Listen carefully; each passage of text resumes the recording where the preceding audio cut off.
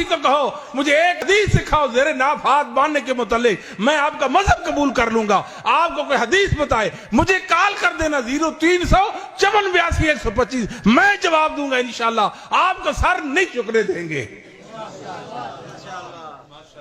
ये है मुसन्नफ इब्न अबी शैबा जो हमारे पास यहाँ लगभग 26 जिल्दों के अंदर मौजूद है। इसकी ये तीसरी जिल्द है।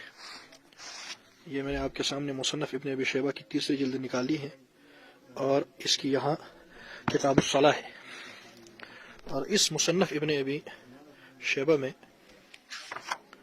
आप देख लें, इसका सफ़ा नंबर 320 है, सफ़ा नंबर 320, और ये सफ़ा नंबर 320 है, हदीस नंबर 3959।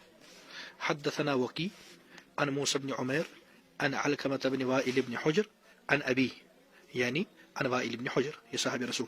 क़ाल, वाइल इब्न हुज्र फरमाते हैं रअयतु नबी सल्लल्लाहु अलैहि वसल्लम, मैंने रसूल अकरम सल्लल्लाहु अलैहि वसल्लम को देखा, वदअ यमीनहु, आप सल्लल्लाहु अलैहि वसल्लम ने रखा अपना दायां दस्ते पाक, अपना दायां हाथ, अला शिमाली, अपने बाएं दस्ते पाक पर, फिर सलाती, नमाज में, तहत सुर्रती, नाफ के नीचे।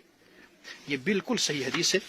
इसके पहले रावी वकी हैं, ये भी सिका हैं, फिर मूसा इब्न उमैर हैं, ये भी सिका हैं, फिर अलकमा हैं, ये सहाबी ज़्यादा हैं, सिका हैं, वाइल इब्न हुज्र हैं, ये तो सहाबी है, और अलकमा का अपने वालिद से सिमा भी साबित है। इस पर मुकम्मल ताकीक मेरे रिसाले में छप चुकी है और ये बिल्कुल सही हदीस है। मुसन्नफ इब्न अबी शैबा सफ़ा नंबर 320 पर शुरू होकर के सफ़ा नंबर 322 पर यह आकर के ख़त्म हो जाती है। फिर इस हदीस के तहत इस किताब के मुहक्किक ने इस हदीस पर बहस भी की है, मुख्तलिफ नुस्खों से इस हदीस और इसके अल्फाज को साबित भी किया है और शानदार गुफ्तगू की है जो कि पढ़ने से ताल्लुक़ रखती है। लिहाजा यह सही हदीस है, सरी हदीस है नाफ के नीचे नमाज में हाथ बांधने की। इसमें ये तीनों चीज़ें मौजूद हैं कि हुज़ूर सल्लल्लाहु अलैहि वसल्लम नमाज में दोनों हाथ नाफ के नीचे बांधा करते थे।